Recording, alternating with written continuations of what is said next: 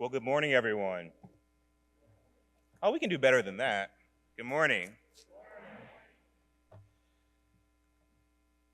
So let me start with this story.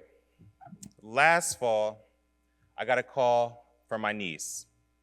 She lives with her grandmother. After my sister passed, her grandmother became her caregiver. It was back to school time. She's a sophomore at Otterbein, so I expected the conversation to be about what classes she was taking, or if she could have some back to school money. Instead, she said, "Uncle, we just got evicted." She said that an out of state apartment complex had bought the units that she and her grandmother had lived in for years, took the rent from $900 a month to $1,600 a month. I open with this story because we all know that Columbus is growing. And for most of us, this growth is going to be amazing. It's going to mean more neighbors, more work from our growing businesses, more cool stuff to show our friends. But for my niece, Ryan, who does not eat at the restaurants that many of us frequent, or who don't go to the crew games at our new stadium, her experience of growth so far is a story of displacement. For her, it felt like a game of musical chairs. She was having fun, and then all of a sudden, the music stopped, and she was the one left standing without a chair. And it's not just Ryan. It's the older woman that we met last week who can't pay her property taxes. They went up 40% because the demand for homes valuations are climbing faster than we can build new homes. Now she might lose her place in line as well. It's my friends and family in Southfield, the working class neighborhood that literally raised me. They're telling me that the flippers have finally found their street as well, and they're buying up all the properties.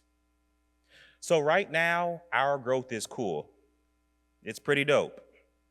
But around kitchen tables of longtime residents, they read about Columbus's growth, but they aren't getting a piece of it. And they think, what good is growth if I'm not getting cut in on the deal? And that's why we worked with ULI and MORPC to design this year's housing convening, to bring together in one room, alongside the public sector, private sector folks who build, design, and finance housing, as well as the human service folks who help residents when they can't find it. Many of you have heard me talk about the cautionary tales of growing cities, superstar cities like Austin and Denver. These are amazing American success stories. But I think about my friend, the former council president of Austin, Texas, who told me that if she could do it all over again, she would have tripled her investment in homelessness. Because, to quote her, we're at a place where we feel hopeless that we can solve our problem now. I think about my friend who lives in Nashville. Well, I thought he lived in Nashville, but he tells me, no, he actually lives 40 minutes outside of Nashville, and he spends the morning in bumper-to-bumper traffic. His quote is, for you to actually live in Nashville proper, you have to make about $200,000 to get a real house there now. And this is where I owe Columbus an apology.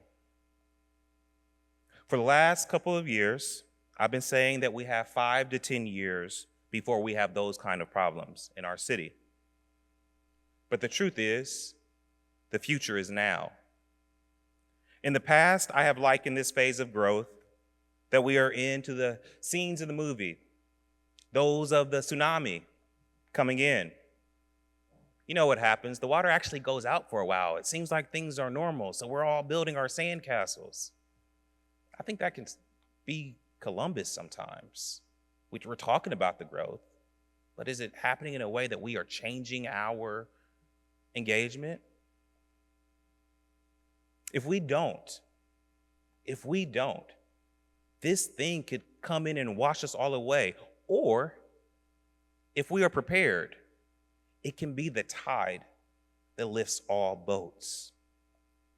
That's the defining question facing Columbus right now. Can we get better as we get bigger? And I believe we can, and here's why. Last year, my council voted unanimously to applause to launch our citywide upzoning initiative to make it easier to build more housing everywhere. In other cities, residents don't allow that to happen. Also, last year, voters in our county approved CODA's levy for LinkUs to raise the sales tax to fund huge investments in mass transit, in bike lanes, in sidewalks, even though we don't yet even have the congestion that other cities who are trying to get their transit levies passed are having. And I believe this November, voters in our city will vote to authorize another $500 million in affordable housing bonds. I believe the reason why I believe the reason why is that in Columbus, folks in Clintonville still think what happens in the hilltop is their business. We see ourselves as one community. We all want our kids to be able to stay here and to grow up here. But I'm also optimistic, even with what's happening on the federal level, because other cities are showing us the way. Let's look at Denver. When Mike Johnson became mayor, people told him homelessness was too big. It was too entrenched. It was too complicated to fix. But he refused to accept that. On his very first day, he declared a state of emergency and launched a bold initiative to sprint to move 1,000 folks from tents and sidewalks into safe housing before the year was over. And guess what? He did it. By buying hotels and building tiny homes and weaving in mental health and addiction treatment, Denver has cleared more than 350 city blocks of unsanctioned encampments, not by chasing people away, but by offering them somewhere better to go. In 2 years, Denver's homelessness has been cut in half. Sorry, fixing a technical issue. I think that's worth an applause, actually. I know Shannon is in the room, and that is not an easy feat at all. But we can look at Atlanta as well. The city has created a strike force that convenes not just city departments, but the school district, the housing authority, the transit agency, and a dozen other partners, all with a shared goal of building 20,000 units of affordable housing on public land that they already own. In just 3 short years, they have already delivered or broken ground on 12,000 of those units. And they have a live dashboard tracking their progress online so the whole city can cheer them on and be a part of the solution. But I believe those stories pale in comparison with what we can do here in Columbus together. Just this week, I read about the Columbus Library setting aside some of its land for a partnership with the affordable housing developer, Homeport, and they're doing this on their own. That is the spirit of the common good that we have here, that we can capitalize on. When I look at Columbus's growth plan for housing, there's still more white on the canvas than there is paint. So I invite each of you in this room, to pick up a paintbrush and add your stroke to help us fill in what is still needed. To me, there are 3 big imperatives where we need your innovation, your partnership, and energy. And that's what I want to talk about next. First, we need to recommit ourselves to the goal of transit-oriented development along our corridors.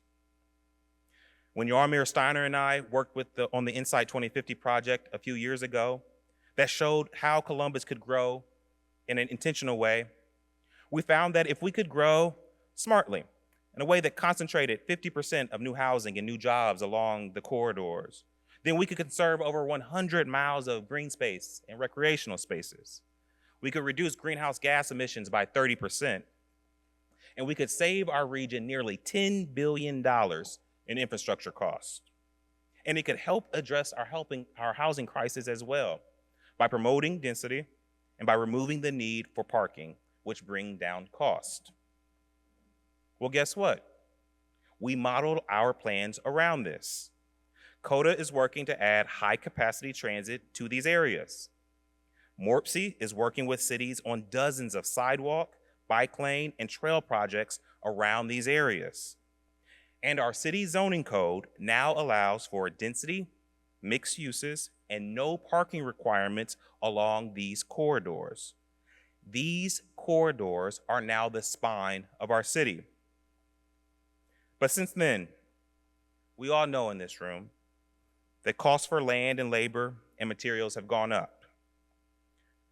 Interest rates have gone up, and now it's hard to make the math work, especially for taller mixed-use projects. But we cannot back away now. Land use is about generational decision-makings. We can't allow a tough market right now to make us compromise on what will shape our community for the next 25 years and beyond. And we need everybody to get in on that plan. So look at this map. This is our city's master plan. Let me say that again. This is our city's master plan. Let me paint a picture for you. Let's jump 15 years into the future. This will be fun. You're a high schooler.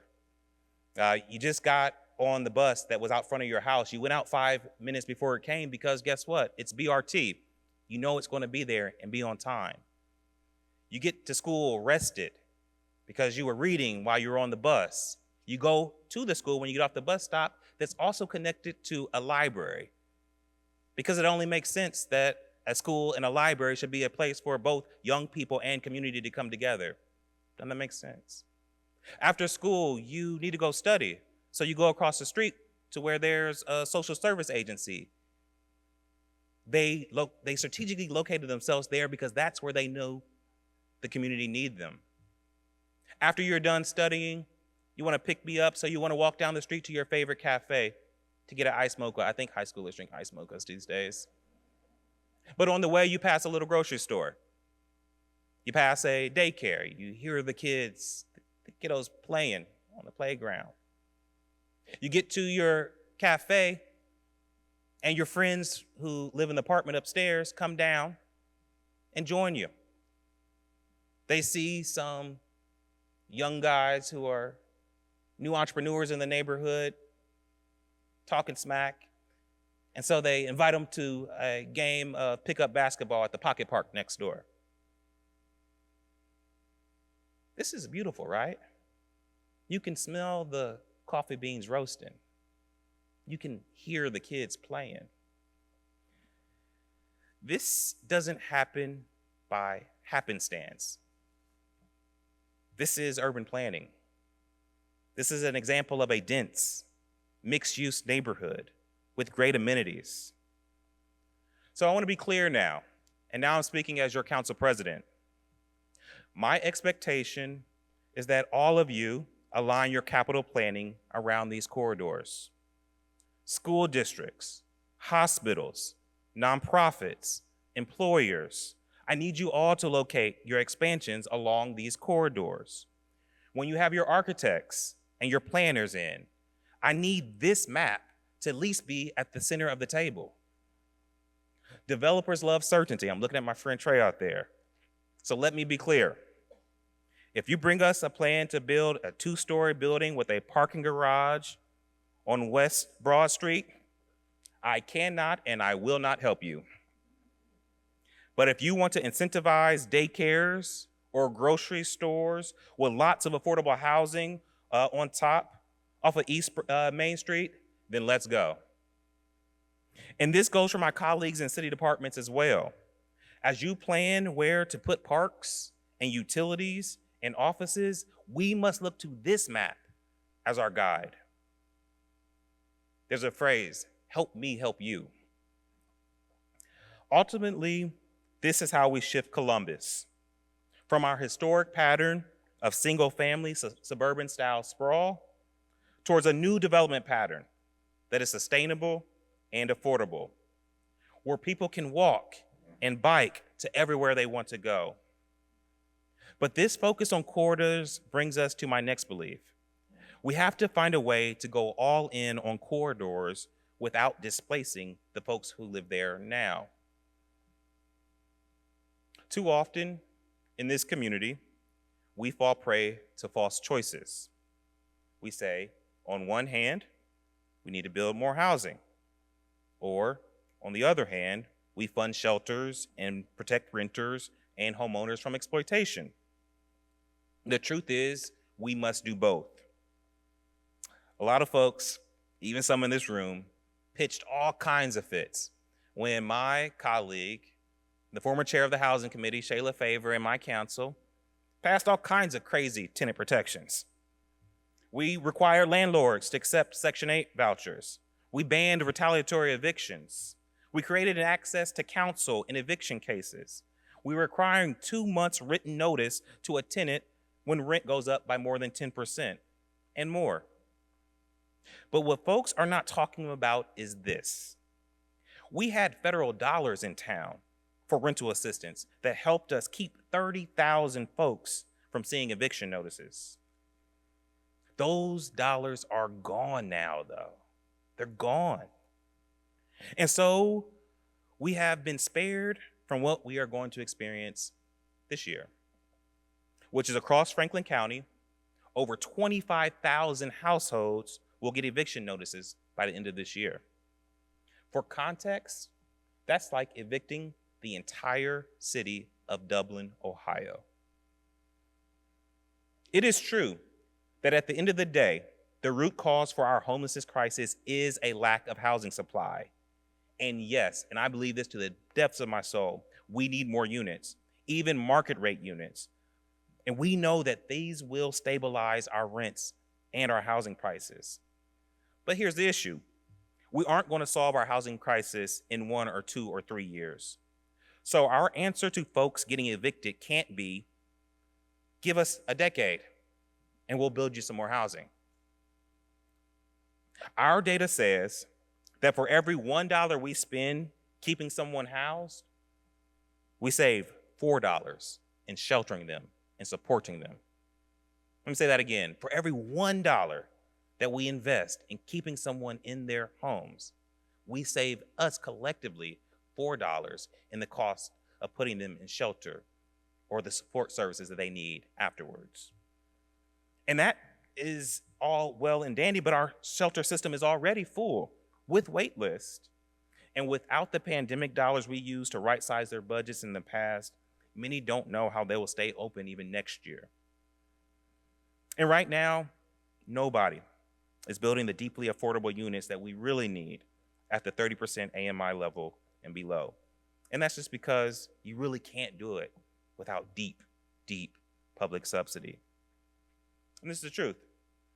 That's a problem we are seeking to solve. And we're going to need everyone in this room's help to get there. And my third and final point is that when it comes to housing and growth, we have to cut everyone in on the deal. Housing and growth cannot just be a conversation between the city and big developers and builders. We have to enfranchise everyone in our city to be a part of the solution to the housing crisis, including everyday people and new kinds of partners. We need to create more community-focused models where everyone can benefit from the wealth building that comes from building housing. You know, in World War II, the government asked people to buy war bonds. They asked them to plant victory gardens because we had to ration foods. I believe we need this type of call to action, this type of mobilization here in our city. And some of it is already happening, but we have to do more. We have to support small and emerging developers and new community development corporations so that they can too get in on the action. We have to support our churches.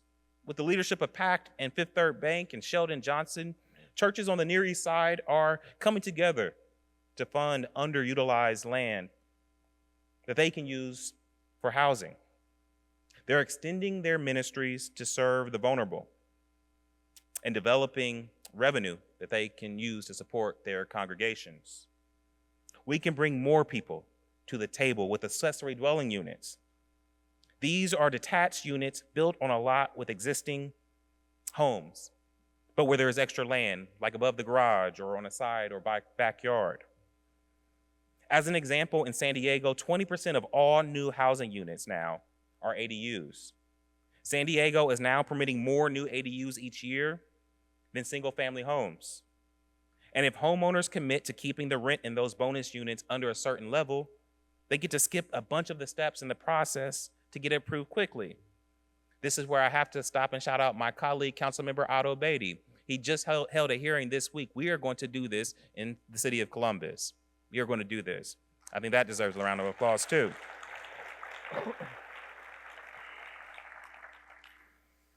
And I have to say, the way that we bring more people into the conversation with transparency and accessibility is that we have to use technology to streamline our internal processes. For example, we should look at AI in the future to help expedite the city's permitting processes, not just for ADUs, but also for single families and apartments. Another place cutting more people in on the deal, literally, is Montgomery County, Maryland, where taxpayers are seeing a return on their investment in affordable housing. Instead of a one-time subsidies, the county built a revolving housing fund that invests upfront, directly, early into the housing projects. What happens is the public and taxpayers get an ownership stake in exchange for permanent affordability. Developers love it. They can skip going to the bank for financing their projects, and they get done quicker with less risk. As units lease up, dollars flow back into the fund, and the cycle repeats and repeats itself. The fund that initially began with a small investment of around $4 million has grown to support a pipeline of over 5,000 units. So I began this morning talking about my niece Ryan. Last year, that call came to me. But later today or tomorrow, it could be you. It could be in the form of your kid who went away to college and wants to come back home now to buy their first home near you, but they simply can't afford it. It could be your aging mother who doesn't want to live in your house, but would feel closer living closer to you.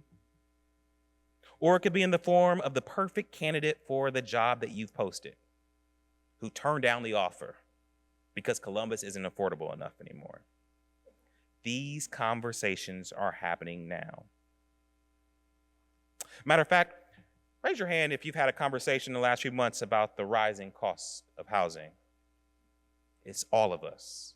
It's all of us. But the good news is, I believe that we have all that we need, and it's in this room. Earlier, I asked you to pick up a paintbrush and to help us fill in the canvas. When we have the amazing ideas, the talent, the capital, the energy, the spirit of partnership right here in this city. We just need the courage, the creativity, and the candor to come together in new ways and try new things.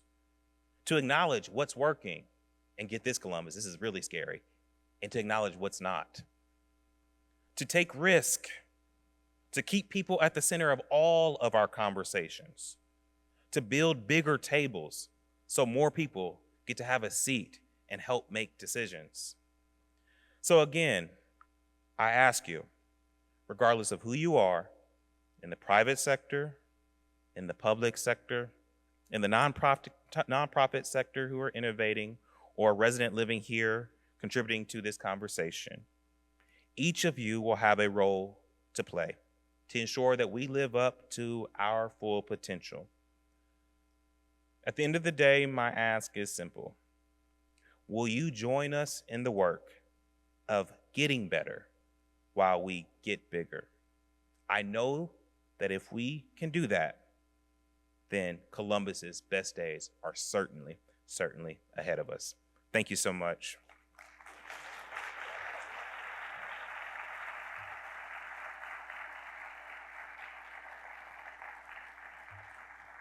Go. And now this is a really fun part. I want to take this into a conversation now with some leaders in our community who are working on these issues every day. I want to invite them up here now. My good friend Jeff Edwards, who's the CEO of the Edwards Company and Installed Building Products, who has been a visionary philanthropist and developer, especially in our downtown. Would you help me welcome Mr. Jeff Edwards? Yeah. Everybody can come up. Now we have Jason Hall, CEO of the Columbus Partnership, who organizes the civic involvement of over 70 local business leaders and oversees One Columbus Economic Development Team. Give it up for Mr. Jason Hall. And finally, my friend, Senator Michelle Reynolds, who represents about a third of Franklin County in the Ohio Senate. So Senator Reynolds and I come from different parties, but we share an urgency in building housing together. Would you please welcome Senator Michelle Reynolds? Yep. So, and really these questions are good for everyone to answer. And we'll maybe start with Jeff for this first one and come back this way. So I laid out this morning how I see the moment in Columbus, and each of you are working on important efforts that address growth and housing. Can I ask you, Jeff, to begin by sharing with me something you're working on that makes you excited and optimistic about Columbus's future? Well, I guess, can you hear me? Specifically around this subject, because I think we're all three going to answer, and we haven't even rehearsed, so we're a little worried we're going to step on one another, but just in case, I'll speak to being optimistic, which I am an optimistic person, but this is a thorny issue, as you have pointed out, in terms of having all really pieces of the housing chain be affordable. Yeah. Not just affordable, but also single family, multifamily. And I as you mentioned, I run a business called Installed Building Products that does work all over the United States. And I was at a housing conference all day yesterday in Boston called the Zelman Housing Summit. And it's a whole bunch of investors, which is not always that fun as a company in which they own. And it's just redundant meeting after redundant meeting, but with investors, with all the public builders are there, all the building product suppliers, ourselves, and we were there, and you answer these questions all day long. And again, this is a thorny issue, but it's ultimately a good problem to have, and it's a problem where in Installed Building Products and IBP, we've seen it solved in other places. So it's not, there's optimism because it can be done. It's not impossible. And it's going to take all the things that you have laid out, but maybe it was one of your most important points. It's a community problem. And the sooner we realize it's a community problem and that everyone, not just in this room, but everyone in the city needs to participate in some form or fashion, then we're going to be able to address it. We have the building blocks. We have three of the largest public builders in the United States, one of our own even, MI Homes here in Columbus. Right. I mean, we do work for D.R. Horton, who is also here in Dallas, Texas. D.R. Horton builds more, we insulate more homes for D.R. Horton in Dallas than get built in total in single family in this market. So it's not that we don't have the resources. Yeah. We need all the tools you're talking about to make it feasible to really get on top of this problem. And although interest rates are still high and construction costs are still very high, because of the slowness nationally in the single family business, there's a chance that we get a little break both on materials and on labor. And there's actually a little bit of interest rate hope that really will help multifamily more than it will help, and that's traditional apartments, than it will single family probably, because mortgage rates don't react in the same way. But look, multifamily has been an important part for us in terms of affordability in this city anyway, and we have very competent developer workforce in that regard too. So it's a little detailed, and it relates to me and my optimism though about how to solve it. That's good. Maybe some of the national slowdown, to your point, could help soften some. Absolutely, and they have their own, they have their own mortgage businesses, and so they've been driving down rates all along. But a community issue, we got to have the zoning. That's key. We need really zero NIMBYism if we can get it. And I know it's not easy. It's not easy, but and I like your comment about $1 spent saves $4. You could probably argue it's even higher almost, although I didn't do that study. So, you know.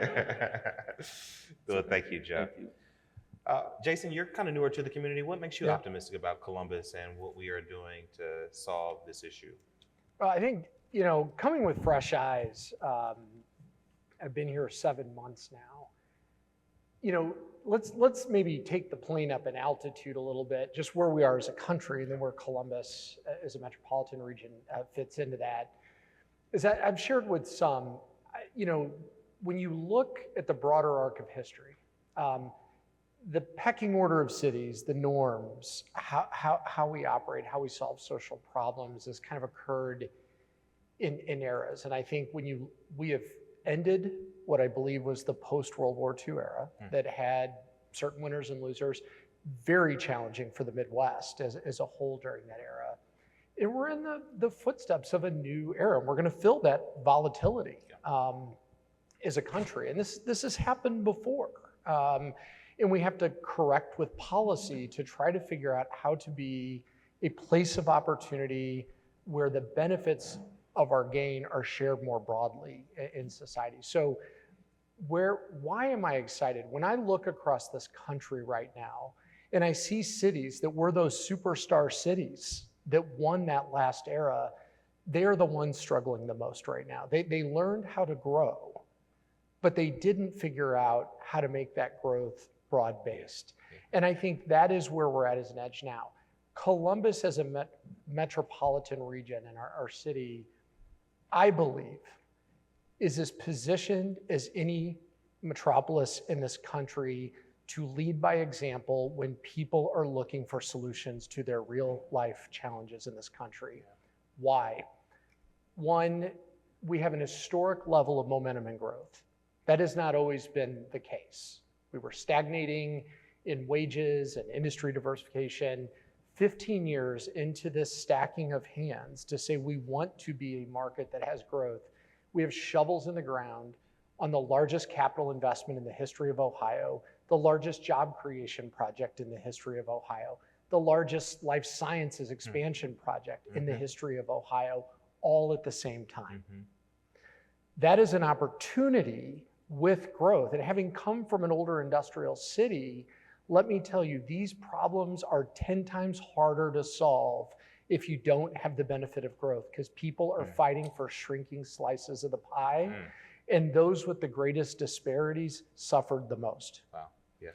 And so I'm optimistic as I look at that growth momentum, which is not the sole answer to the problem, but it's a great start to build, I think, a renewed sense of the American dream and an opportunity economy.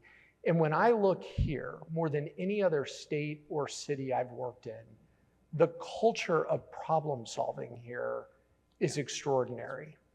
It is extraordinary. People are showing up to the line at least saying, I'm not trying to fork you. I am trying to solve a problem with you. And that is a very different type of politics that I think we take for granted, perhaps, because it has become so cultural in the region. So when I look at those forces, it's gonna take work, it's gonna take a new kind of civic muscle, and it's gonna take a dedicated intention as we enter this era that growth alone is not enough. We have to figure out how to make that work for us with policy and good decision-making going forward. But what a great example to show this country what civility and real problem solving to the real challenges in people's lives look like at a time when this country is increasingly seeing people go to their corners and only speaking to their base what they want to hear, which is exacerbating the problem, not actually solving it. And I think we have the opportunity to lead differently. I do too. That is very hopeful, and I too agree. This is the thing, Jason. My colleagues and I, we sit on the National League of Cities board, so we get a sneak peek into other cities our size. And I know we think it's cliche, and I know that we think that what we have here is that we talk about it a lot, but it is different, and it is special, and we have to fight like hell to keep it. We have to fight like hell to keep it. Someone who is leading on our state, who I've just had the pleasure of following specifically on your housing work, and it's just been so awesome to learn the work that you're doing, Senator. What keeps you optimistic about this region right now? Well, thank you, Council President, for allowing me to be here. This is actually one of my favorite topics to talk about. But, you know, I'm a lifelong Ohio resident. I actually was raised in Jefferson County, which is very rural, Appalachian County. And I moved to Columbus, Ohio, 24 years ago yesterday in 2001 on 9/11. And I moved here because I wanted to go to the capital city because I was starting over as a recently divorced mom of a 5-year-old, and I was looking to Columbus to be that land of opportunity for me personally. And it really, truly has been that. But from where I come from, everybody always looked to Columbus as the shining city on a hill because it's our capital city and because it is where all the resources are, resource rich. Everybody wants to move to Columbus. So much so that I could remember in 12th grade, my English teacher, he used to preach, "Ain't no future in the Valley." And everybody would pretty much graduate, leave the Ohio Valley, and move to Columbus. I am optimistic because I've seen in the last 24 years how much Columbus has grown. But I also feel like Columbus has allowed me to be a part of shaping that growth.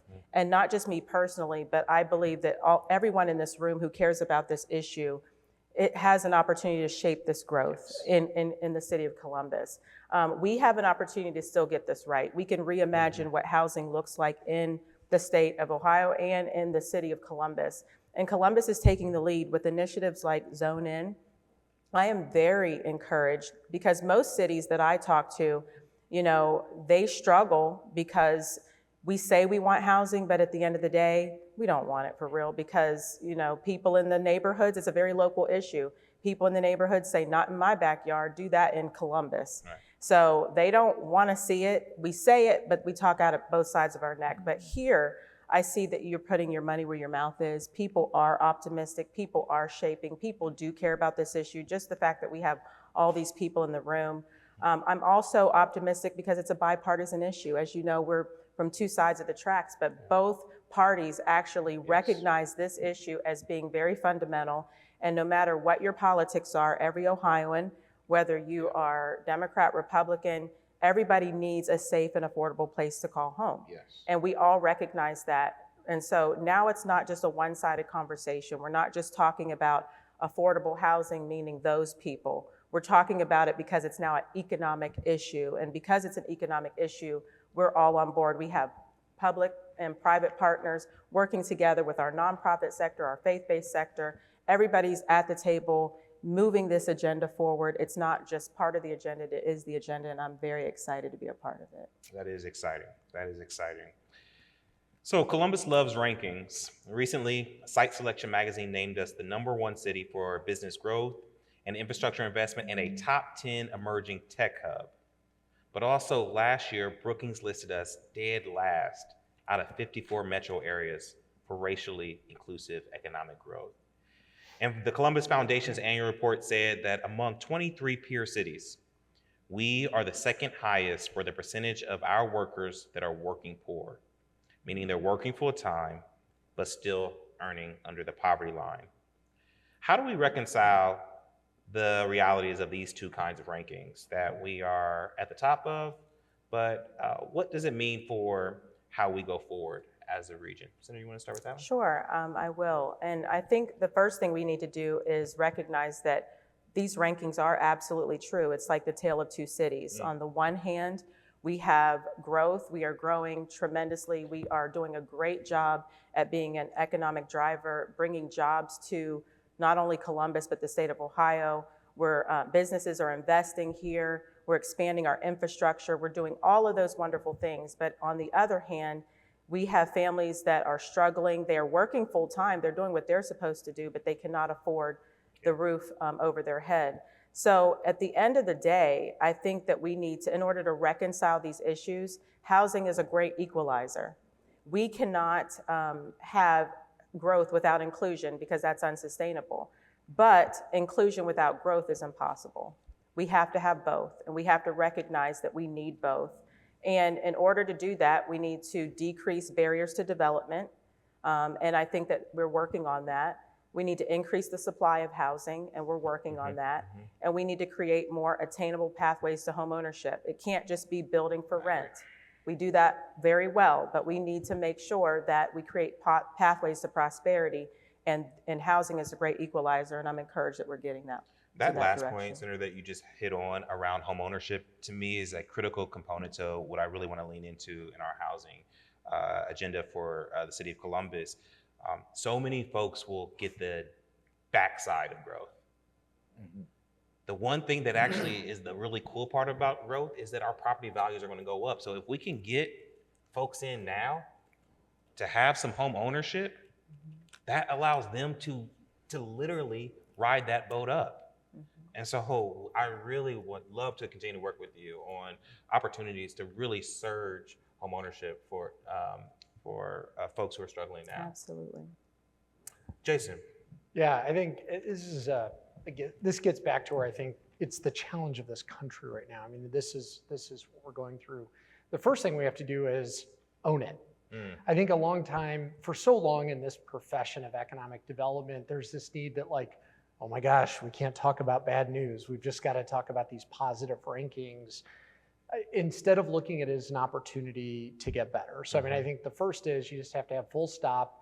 This is where we are and this is our reality. So how are we going to solve for those challenges? I would say, kind of how I come to the table on this was a lot of the work that I had done in the prior market, a place like St. Louis, where the market had been often more defined by its inequities than its opportunities. And we really challenged the market to say, let's build different kind of tables, take investment to different places with intention. And I would also encourage you to read the most recent Brookings report on the 5 markets that were getting it right coming out of the pandemic. And they interviewed me for that and held out that body of work. Completely unexpected and counter narrative for a place like that. And I would challenge us to say, where we did that, we were able to restore St. Louis to a top 5 market for job growth for the first time since 1990. And I would say it's because we took intentionally inclusive approaches to that growth. When I look at where we're now in Columbus, we are still in the early innings, but some of the investments that we are able to make because we are actually a growing market now that's generating those opportunities. I don't think we talk enough about the work you and others have done. Jeff has been a huge part of this. An $8 billion commitment to public transportation. That is 8 Andurils. 8 Andurils. And you put the map up there. Let's not overthink this. Transit is one of the barriers to an education, a job, childcare. Yeah. And we are laying those investments now. Now, we've got a lot of tough, hard decisions that we've not made before. We're going to have to work with different kinds of parties to get it right. It's easy to spend money. It's really hard to make investments that plus up. Yeah. So when I look at opportunities like that, I think of the work we're doing around Columbus State and the Columbus Promise in particular that you have led, and Jeff's been a big part of that. We know community college is one of the great equalizers in this country of opportunity. Yes. We know that. And there's been everybody wants to be in the workforce business, but over time, it has proven that. And when we look at what we're already doing to now reduce barriers as high-wage jobs at Anduril and Amgen and places like that are coming online, we are making the investments in the community and making sure in Columbus City schools today that we're laying that groundwork. Is that going to get done in a year? No. But when I look at the intentions, that's what an inclusive economy starts to look like in action. And I also want to applaud the senator. I mean, I think we've talked a lot about housing. I mean, you pioneered through a major piece of public policy to say where these job centers are coming online, let's make smart investments. And I'm not going to pit the city against a rural county in our region. You took policy and said, let's come together and we can do both. And you led by example. And I think you deserve an extraordinary recognition for shepherding that through the legislature. Huge investment. Huge investment. Huge. Hundreds of millions of dollars Seriously, hundreds of millions. to get the supply of housing moving. So I think that's the level of intention that we have. What we don't want to do, and I think this is one of the warnings, is become a market like we've seen in places like San Francisco, which is literally depopulating now, and businesses are leaving, and they have a hollowed out downtown. That we attack growth as the problem rather than an opportunity to shape, to actually solve these problems. All of this gets worse. For sure. All of this gets worse when you have less resources to invest in the human condition. And that would be, I think, one of the mistakes if we don't get it right. I say it all the time. I would rather be leading a city that is growing than one that is declining. Yeah, and maybe before that question turns over to Jeff too, one other warning, because I think we sometimes fail to remember that it is part of building a more equitable community here, is not becoming a city or a region that sees us as downtown versus the neighborhoods. The central core of a region, the downtown, plays a massive role in building a more inclusive and equitable community. Why?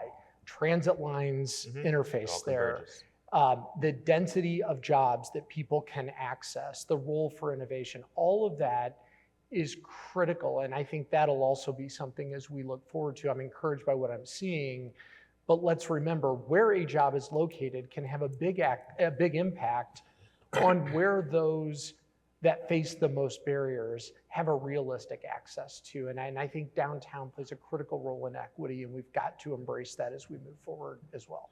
I'm excited to get you to the next question, the pre-mortem one. Yeah. That's a good one. Jeff?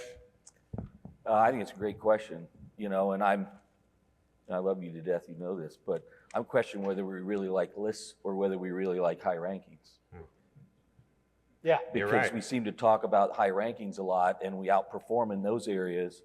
And the reality is we've got a lot of blemishes elsewhere, and it doesn't feel like the same. I shouldn't say that. It's not without effort, and we're putting shoulder to the wheel, but we need to double down on the things we aren't doing right and recognize the things we aren't doing right. Yes. Because we keep making advances in the area that we're talking about today.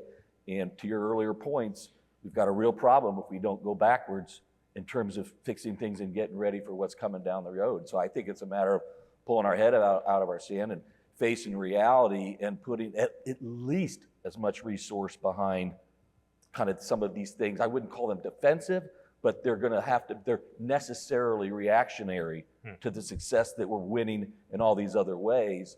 And I see no other way than to acknowledge it and put a lot more resources behind it. Yeah. It's not dissimilar to saying that if we spend $1 here, we're going to spend $4 later. This is going to lead to some very, very, very expensive problems going forward if we don't solve it before it happens. And I think this is a good place to slow down and recognize you, Jeff, and you hate this, but I remember a small room where you pulled folks together to say, let's get serious about this homelessness issue. Right. Like, this investment is what we have to make it now. And it came together for this year, and that was because of your leadership, so I appreciate that. Well, it's not getting easier. It is not getting easier. Let's face it, largely the federal government is left and is leaving the room in terms of funding. Yeah. So now, I think the private sector is going to have to come together. I mean, we talk about, public-private partnerships. We talk about the Columbus Way. Never, ever, ever has it been more important, and never, ever, ever going forward. I mean, this is like 8-10 decades ago where we needed to work this closely together because there's going to be so much funding, and in ours, because of the growth, gets harder even. Yeah. And that's a I national agree problem. 100% on that. So this is the last question, and then I'll ask everybody just to close out with any final thoughts. But I love a retreat, and the last couple of retreats, my team has had a thing where we it's called a pre-mortem, which is the opposite of a post-mortem. And so you imagine a future goal that either comes true or doesn't, and then you work backwards to ask why we ultimately didn't achieve that goal. So I want to do a pre-mortem with you all about Columbus's future. So let's do that time travel again to 2050. In one version of the future, the Columbus region has well over 3 million people. We're thriving as a model of inclusive growth. Most people are in good jobs. There's enough affordable housing here. We offer a high quality of life for everyone. But there's the other version in 2050. It's not so good. We grow, but only by a little bit. And we have all the problems of today, but much worse. Here's the question. What is it that we do as a city and as a region between now and 2050 that gets us to the better outcome? And anybody can start with that one. I'll start. So in 2050, what success looks like to me is that we've grown beyond 3 million people. Our housing stock has kept the pace because we were willing to plan ahead. We modernized zoning. And I know in cities, zoning is a bad word, but we've modernized zoning. We've invested in infrastructure. We've empowered nonprofit organizations, faith-based organizations, or private developers to work together to be a part of the solution. We've not only housed, we've taken care of our folks that are struggling through shelter, but we've also created pathways to home ownership, so more people own homes and more people are a part of that generational wealth gap. They're building equity. We've built pathways to that home ownership so families could build that wealth. And we've made our workforce where people can actually get to work. We've had the transit wrap around it. They can get to work and they can actually thrive in the communities where they live and they serve. On the other hand, what failure looks like is that we've ignored these warning signs. The warning signs that you just talked about, we've ignored it. So we've done piecemeal. Every city, every community is, updating their zoning code, but everybody's still working in these silos. We're not working as a region. We're not working together. So this mosaic that we should be building of what we reimagine what housing should look like in 2050, we didn't get there because everybody just has a fraction and we're still very fractionated. So growth has happened, but we haven't capitalized on that. We have not aligned housing supply with demand. We have to do that.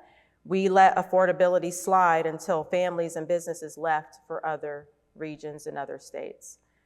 We didn't tackle the housing now, so because we didn't tackle it now, we are just kind of left behind and we are trying to catch up, but it is a very, very bleak situation. So I think the action is clear. We have to, work really hard now and really smart. We have to build smart. We have to plan smart so that we don't fall into that trap. Couldn't agree more. Thank you, Senator. You're welcome. Yeah, happy to start. I think on the, the aspiration part of it, I sort of touched on this at the beginning. I think the Columbus way becomes the American way. I think this being a place as this country is searching for solutions so that we do not become a place where the zip code of your birth dictates your life outcomes, but that we create opportunities and actively reduce barriers.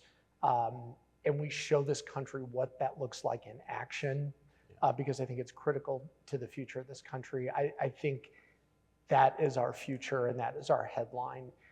The challenges that, if we think of premortem that we didn't get right, one, we become complacent. That we bring up a generation that looks around and says, growth is automatic. The people sitting in these chairs 15 years ago would never have imagined there would be a tech economy, one of the star hubs in the country for artificial intelligence and these kinds of opportunities. That was unthinkable at that time. But we've got to remember to keep our foot on the pedal because those things take work and dedication and focus to make happen, or that it's somebody else's job. I think secondly, we've got to evolve. That the failure to innovate as a community and evolve and not rest on the laurels that what got us to this moment is going to be the same set of dynamics or ways of working that's going to get us to the next level of performance. Projects cannot be looked at in singular lanes. There's intersectional work. All of that is going to be harder because we are a larger place and we've got bigger opportunities in front of us. And third, value. Some of you probably heard me say this, right? We are the fastest growing large metro in the Midwest, adding 30,000 residents, over 30,000 residents last year. That's pretty extraordinary. it was not our mountains, our beaches, or the ocean that got us there. It was value-based leadership and a commitment to trying to build a quality of life and better opportunities. And values-based leadership is under so much stress right now. And we're evolving from a generation of leaders that grew up in that. And we've got to both hand those values down and have the courage to continue to make them better and even more real to more people. And I think the failure to do that, it's sort of like succession planning in a business, could cause us to lose our way. And we've got to remember that that takes work, that there is no disagreement or different way to climb the mountain as we move forward than our ability to keep those hands stacked to bring those opportunities to more people in this region and not let the challenge of those opportunities or problems rip us apart. That would be one of the things I most worry about as well. It's really good. Jeff? I think both of you have done an excellent job of answering the question. You know, in 2050, I'll be 87, 62 now, which in and of itself is a good scenario, I suppose, assuming my health is good and I'm blessed enough to come rolling in at 87, and regardless of what's going on in Columbus, still feel okay about things. So, but either way, I'm going to be here. Yes. Like I hope all the rest of you are. And I'm likely here and hopefully feeling good at 87 because we've got this unbelievable hospital and medical research engine in Columbus, Ohio, that keeps us all that way and at least takes care of that part. But I think if we all do stay here, I mean, the way we don't get there, like I said, in my opinion, we put our head in our sands and we don't put the effort behind what's not working right, because it certainly seems like we're winning on the job front. And we've all been to places where it seems like these things got ahead of the places we're visiting, whether it's Austin or wherever else. But we just can't. We've got to do, and to your point, I think we're a little bit behind. You know, I think COVID, you know, all you gotta do is drive around now and you realize that we got a bit of a breather because we didn't recognize how bad, for instance, moving around in traffic was getting when we weren't all out and about. So it's like we said, it's a great problem to have. We just got to get after it. So I think we can and will. So I think this has been a great forum, and thank you for pulling it together. Well, thank you. I'm so grateful to each of these leaders for being here today, but really for the leadership that you're showing. I think that value-based leadership is exactly what this region and certainly this country needs right now. I have a strong belief that what we are seeing right now, and I'm picking up on where you were going, Jason, that this country is going through a defederalization, where they're kind of contracting from the older responsibilities that we used to engage and depend on them. It would be really cool if they sent the money back down here to us, but they're not. And what that means is that it's going to be cities like Columbus that will be able to most take advantage of this because we have the infrastructure. We have the public-private partnerships. We have the relationships. We have the trust. We still have that thing that I talk about where a person in Clintonville still cares about the kid in Linden. If we have all of these things, it will be tough over the next couple of years, but we will come out of this stronger because we will be more independent than we are right now. And it will be because of not just the folks on this dais, but because of each and every one of you. If I can leave you with anything, is that we invite you in on being a part of Columbus's success. When I say that there is still more paint on the canvas and that it's your job, it's our ask of you to pick up the paintbrush and add your strokes to fill in what is missing. That is the ask. Would you help me celebrate this great panel? Thank you so much.